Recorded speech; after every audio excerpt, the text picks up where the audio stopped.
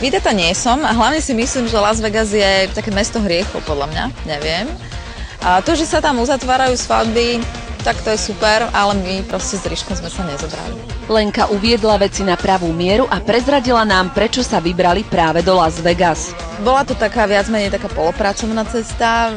Ja som už v Las Vegas bola, som bola strašne rada, že aj Ríško to videl, že proste videl niečo iné. No tak sme tam aj pracovali a užívali. Boli sme 5 dní. Videli sme veľmi veľa hotelov v Las Vegas, ich čaro, ich krásu, ale aj to opačné, aj tú druhú stranu. Boli sme v Grand Canyone. Myslím si, že Las Vegas je mesto aj gíču, čo ja teda moc nemám rada. Ja sa priznám, že ja som taký skôr európsky typ človeka. Ja mám rada históriu, ktorá dýcha históriu mesta. Toto moc nie, ale treba to vidieť, určite. Zaujímalo nás, či Lenka a jej priateľ Richard nemali aspoň na chvíľu pokušenie postaviť sa pred oltár. Nie. Zvláštne je to, že čím som staršia, tým menej chcem mať tie svadobné šaty, neviem.